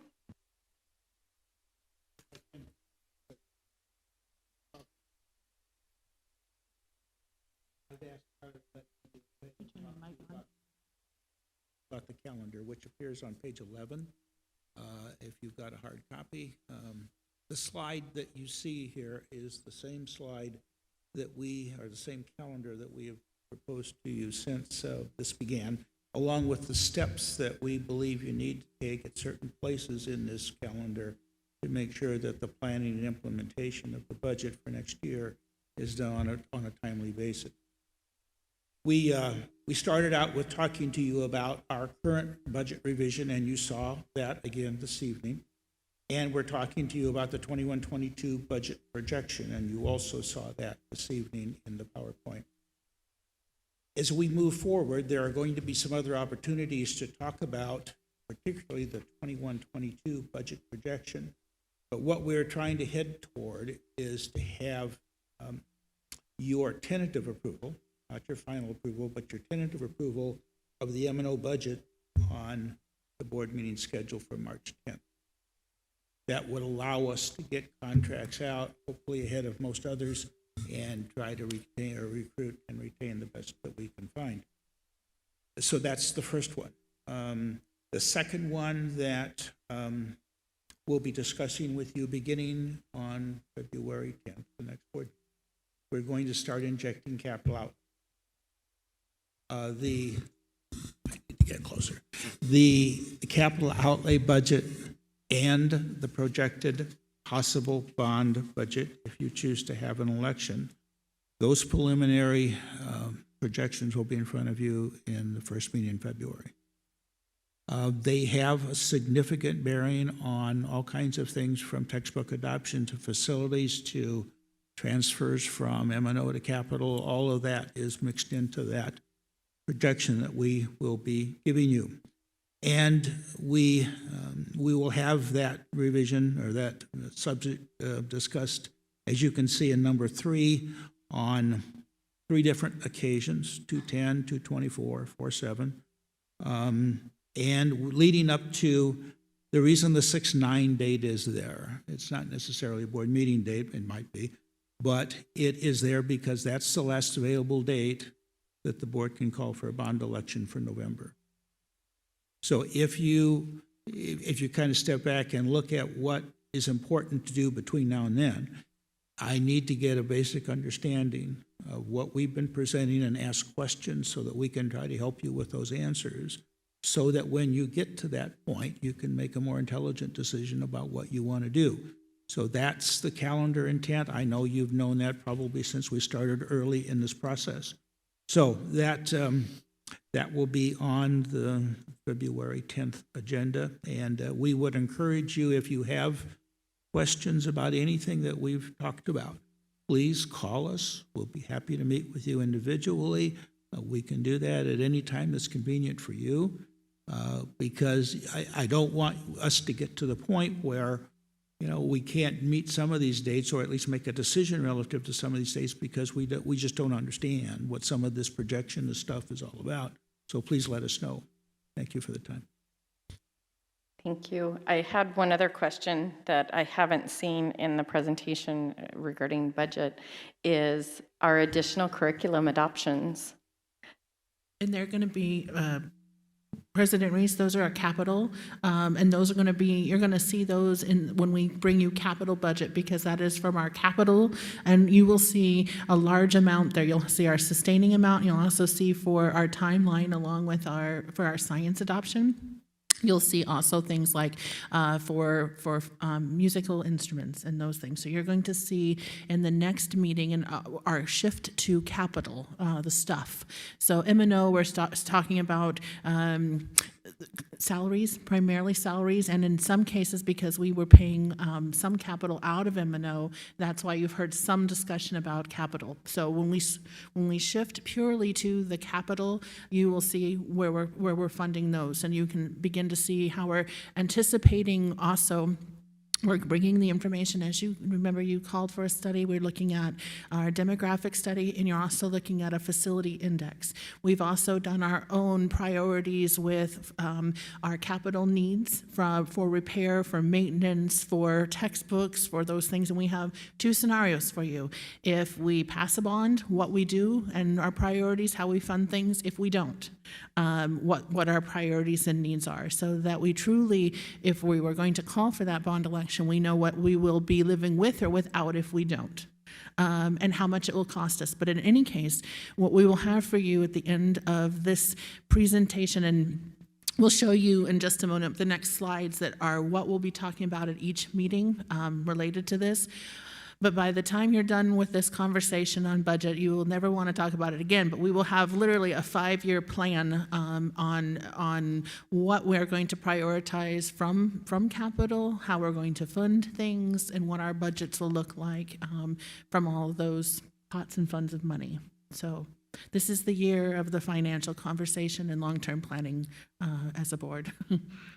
Thank you. Yeah, I just didn't see it in the line item, and that's been a big topic of discussion. So I just wanted to make sure it is in that capital discussion. So it is President coming. Reese?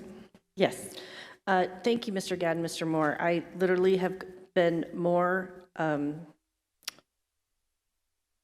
don't know what the word is, but I'm definitely more in tune to education funding and all the different pots. I think in the last several months, having you on board has really shown the details within the details.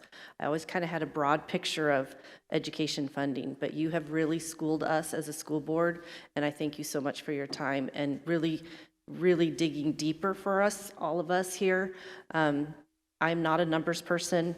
I cannot help with 5th grade math, so I appreciate all that you've both shared with us tonight and the details in it. Really.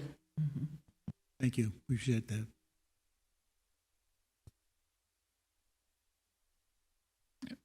So, President Reese, members of the board, so it's kind of the timeline of, the last line is where we are today. So we sort of started talking about, we gave you a calendar to say, hey, warning, we're going to be inundating you with budget. And really, this has been a deep dive for us as we are learning and understanding what we have, how we've spent things, what the funding looks like that's different this year because of COVID, with these additional grant stabilization funds. There's, again, a lot of unknowns that are literally unfolding as we progress along here. So we've been starting this conversation in November.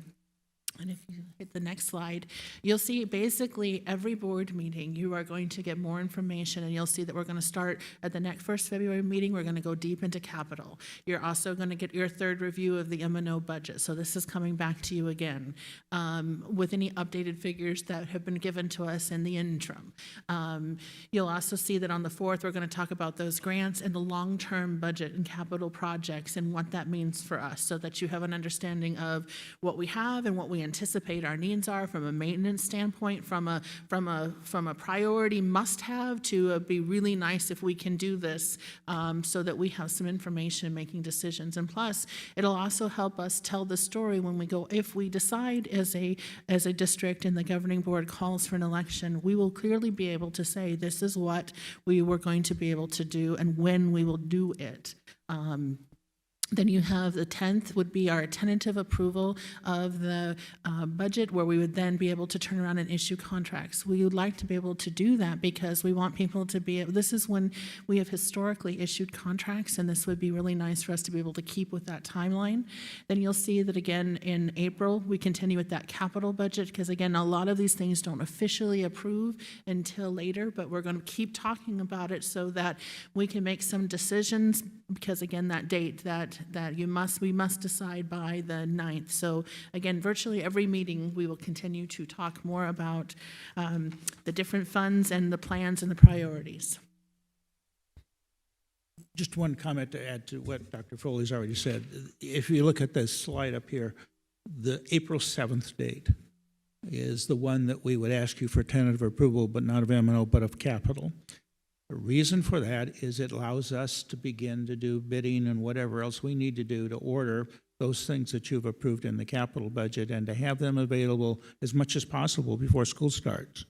You know, if you wait until July, I don't think you're going to make it. So the reason here is, you know, we will label everything contingent upon the June 23rd date that's on this slide, where you legally adopt the budget for next year, but and all of the purchase orders and anything else that you would authorize us to do through that tentative approval, we would make sure is stated to the vendor. But the important thing here is to get an early start on buying things, computers, musical instruments, whatever the subject might be, so that as much of that as possible is available when school starts. Thank you. That's what I was looking for, was the hard lines. So I appreciate the layout of the day. So I just want to know, like, if we have a board meeting, we don't come to an agreement, we need hard lines, we need to make decisions, and we don't, just, thank you. I just wasn't sure of the process in general. I appreciate this. President Reese, members of the board, one of the things that you'll find too is that every week you were provided superintendent's status report, and one of the things you'll find is we'll give you some background information of information we're looking into, or quotes we're trying to find, or information so that you know if you've got questions on any of those things, please always feel free to email us, to call us. What we'll do is collect them and send them back in writing so that you all have the information. But that way we can make sure that any questions you have along the way, we're answering them and addressing them. Thank you. I guess with that concludes my presentation. I was just going to say, you know, Mr. Moore, I know that kind of came to an abrupt end for you, and you're just, you've been so gracious just sitting back there, and you're just like, but I'm not done.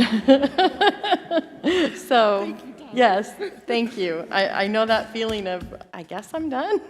So, Like Mr. Gadd said, though, if you have any questions on that, and that's a very abbreviated formula, and it gets very complex with all the moving pieces.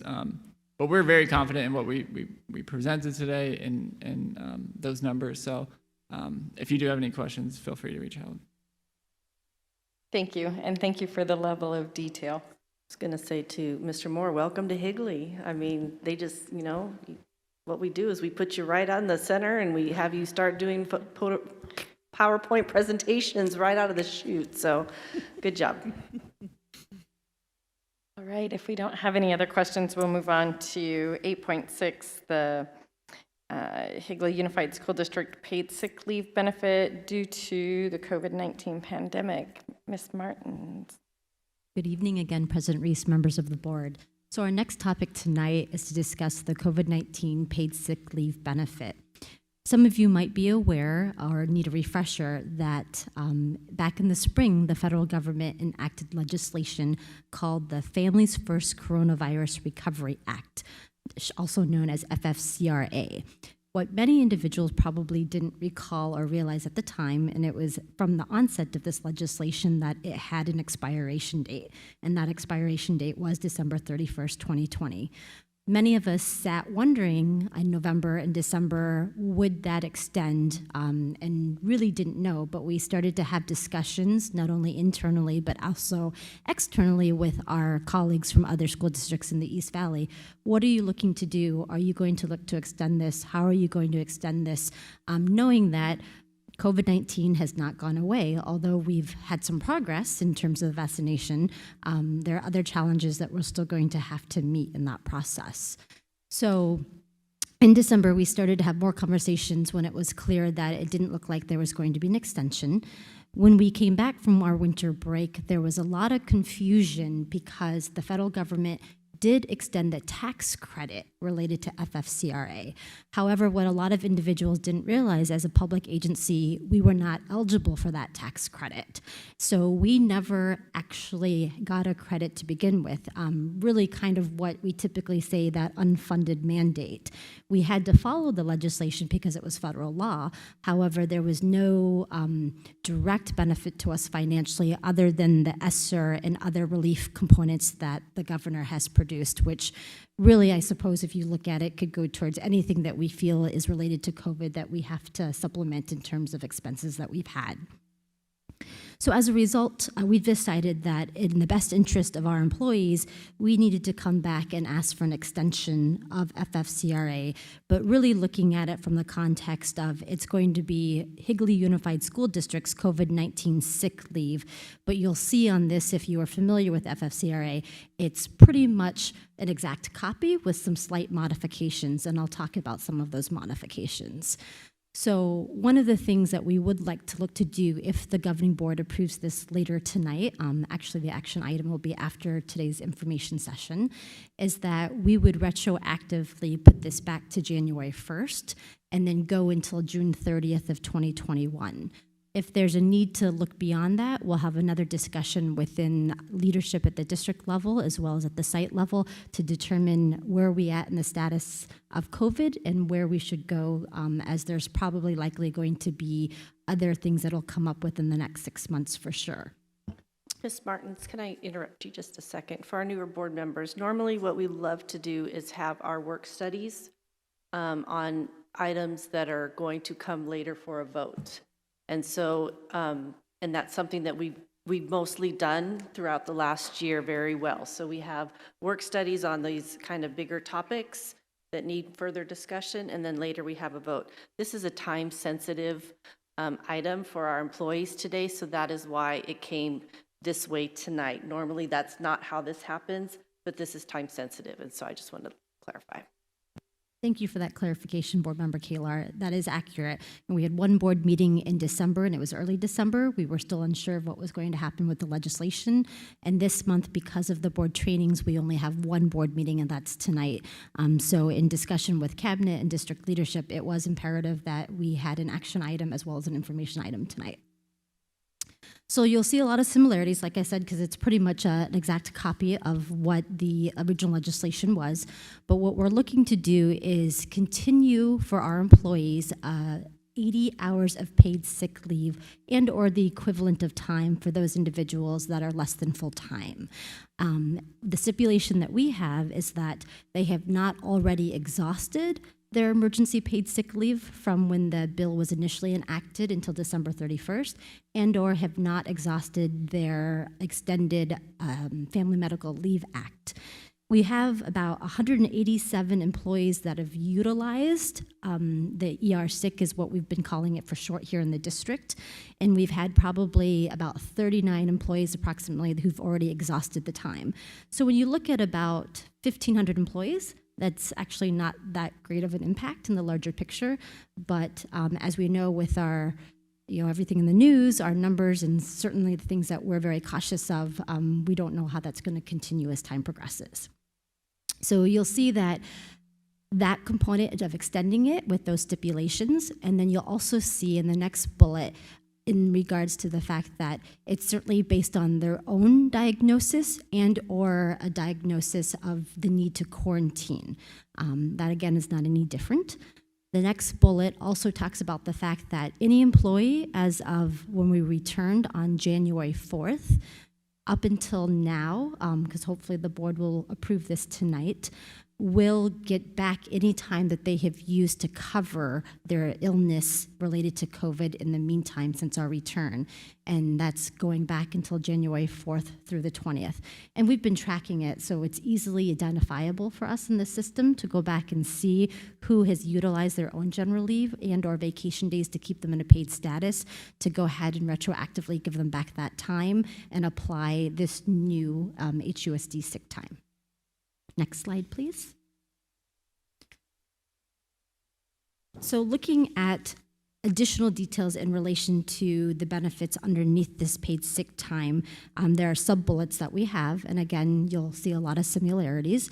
So you'll see that it's in addition to the own individual employee, we're also looking at items of whether or not they have to care for somebody else within their household.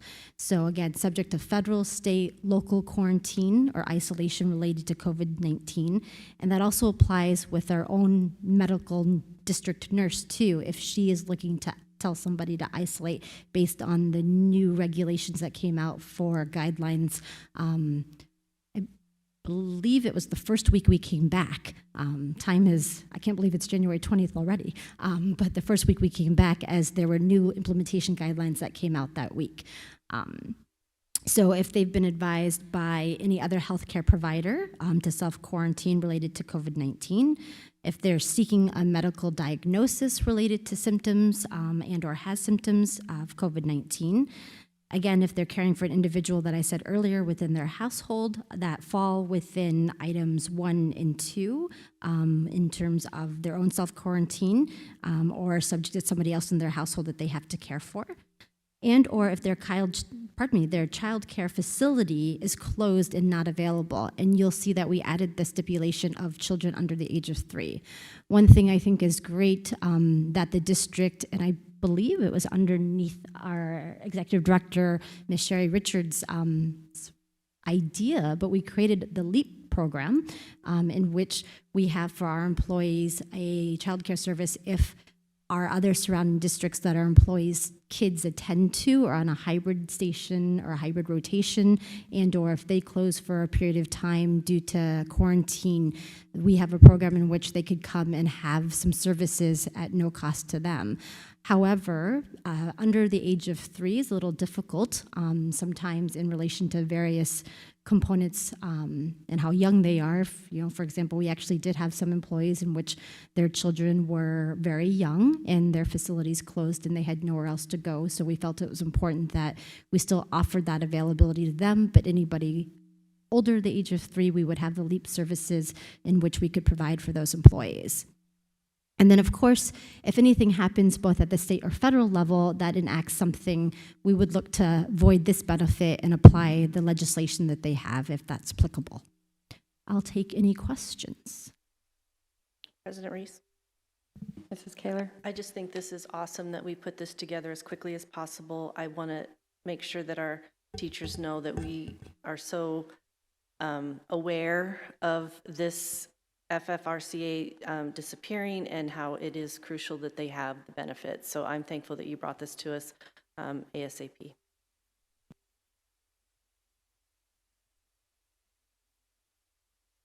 Any other questions?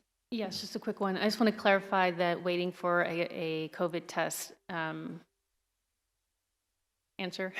Sorry, I'm That's tired. okay. Is that's mandatory quarantine? So those days will count or not? Not necessarily, Board Member Anderson. Okay. So if they are non-symptomatic and they tested and they're waiting, they can return to work as an essential employee.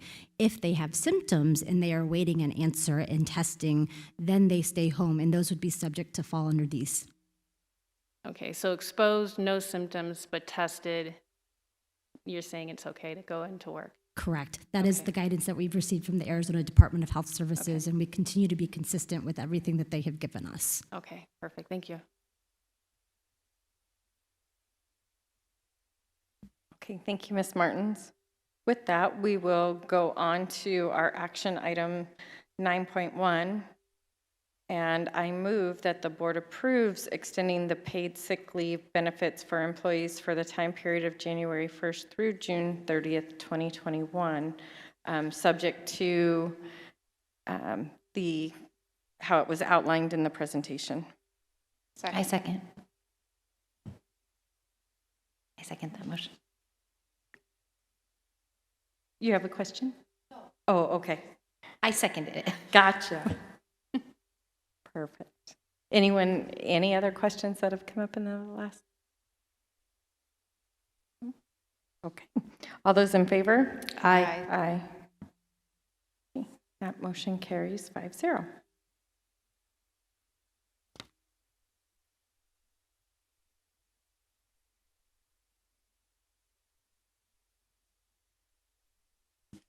All right, we will go on to item 9.2.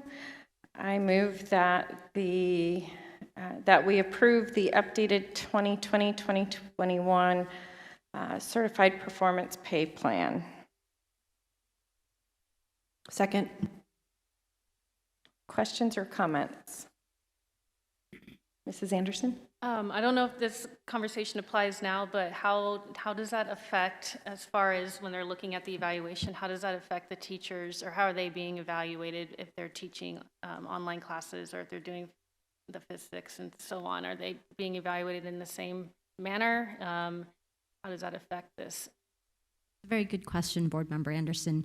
So right before winter break, not too long, a similar question came up, I believe, by a former governing board member, Mr. Glover. And our instrument that we use here at the district is the STRONG with an E, evaluation system. And their PD coordinator sent us a guidance in regards to how we evaluate online instructors, really evaluating very similar to how we're trying to do our in-person instructors, because there hasn't been the ability for them to fully assess any different types of metrics and systems.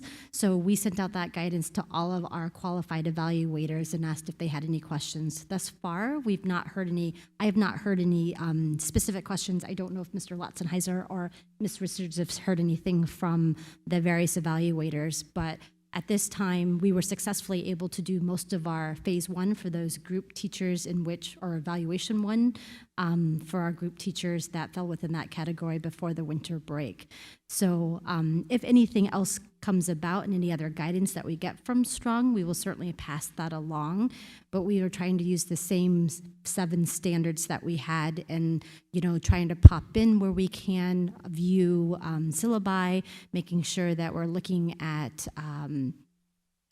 the class schedule and our students and making sure that they're engaged, and having some of these conversations that hopefully will also prep us then for next year as we move to a fully online virtual academy.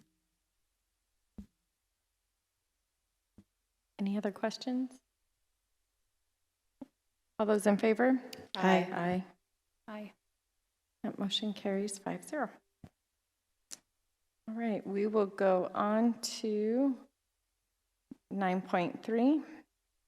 And I move that we approve the purchase of carpet and cubicles for phase 2 of the district office refresh project. Second.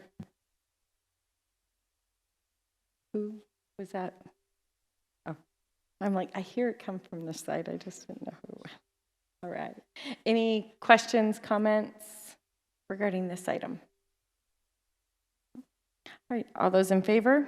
Aye. Aye. Motion carries 5-0. All right, we will go on to 9.4. And I move that we approve the additional Williams Field High School Athletic Center construction costs in the amount of $361,341.43. Second. All right. All right, any questions, comments? How's our construction going, gentlemen? I would love a little quick update, if possible. Thank you, Mr. Stengel, for staying late. President Reese, Board Member Kaler. Construction is proceeding, not as quick as we'd like, but we've had a couple issues that we've had to work out. We are looking forward to the subgrade or base of the floor being poured here in the next week or so, and so In the rain? Well, we'll have to wait for the rain Sorry. to get by. Don't jinx us here. So, in Arizona, it doesn't actually rain until it rains. So, but no, we're appreciative of the support. Mr. Stengel has been attending all the meetings and really helping us logistically with those details. He gets the credit too for really eyeballing those items and really getting excellent deals on all of those items. So we're anticipating having this facility ready to use for the next school year, and so that's they continue to let us have that date. And so barring some unforeseen thing, and we've got most of the unforeseens out of the way. So once they start building, usually things proceed fairly seamlessly. Mr. Stengel, anything else you'd like to add? Might as well. Madam President, members of the board, today I was out with them today going over some plumbing items. They're finishing the underground plumbing right now. They were a little bit behind, so I got with the foreman and talked about the rain upcoming, said how are we going to address this. So they had 4 extra crews of plumbing contractors come out to make sure they got the underground plumbing done and got all the holes backfilled before the anticipated rain does come, because that'll further delay the project. Next, they'll do the underground electrical, and as soon as they get all that approved and signed off by the town, then they'll go ahead and pour that slab. And so we anticipate them being back on schedule now because of sending in those additional crews. So it was quite a beehive of activity today out there. Thank you. My question comes again. Are we anticipating any other further costs that have not been presented at this time? President Reese and board members, that is a great question. Working with Adolph Peterson has been a little bit of a challenge since this was a hard bid. My recommendation in our future construction projects is that we use a CMAR, Construction Manager at Risk, which is a much fairer process and a process where we work together with the construction company. We are doing everything in our power to not have any other costs.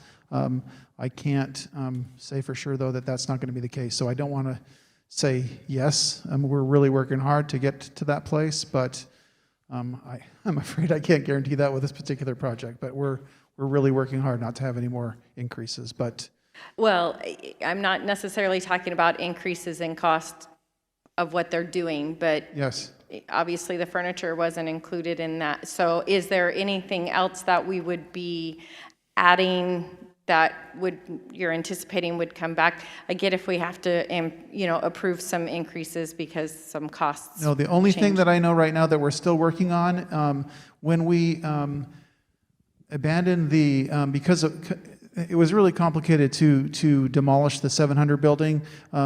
It maybe didn't look like much, but there was a lot of important information and data that was running to that building. And so, in fact, the link from that building actually linked to the press box where we had fiber and connections. And so that's a challenge that they were still working through. And so there's a possibility that there may be some costs related to reconnecting that. But in terms of the furniture, what you see is what we're going to be working with.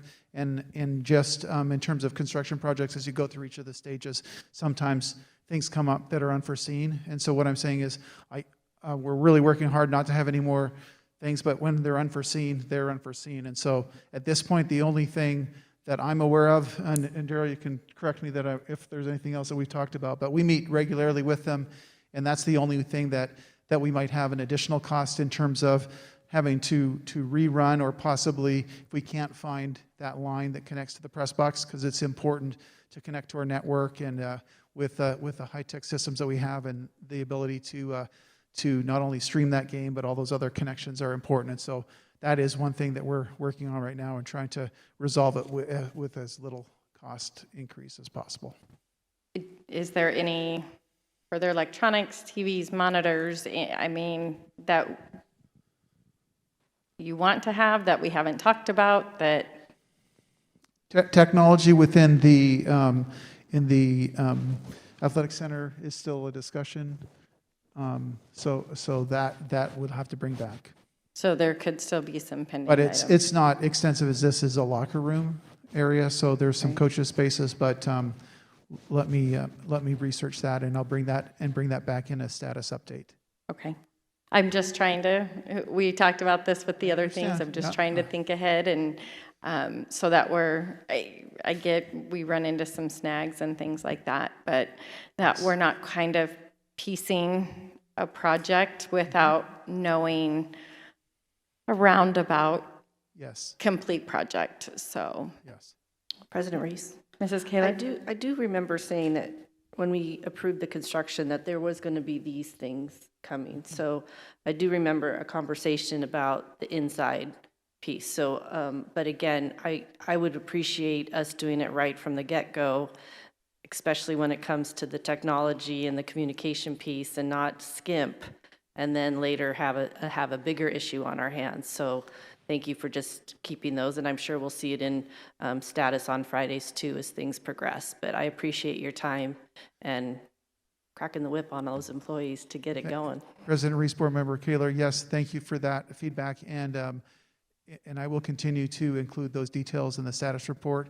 Really, it's been awful boring the last few weeks, just because they've just been really, as Mr. Stengel said, working on the underground, demolishing the building, and those kind of things. And so, hopefully those updates will get more and more exciting as they start to actually, finish the slab and start, having the block go up and some things, and then be able to start bringing board members to see what's going on and see the progress, or bring some pictures to show some updates. And so I'm looking forward to that. So, but thank you for your support.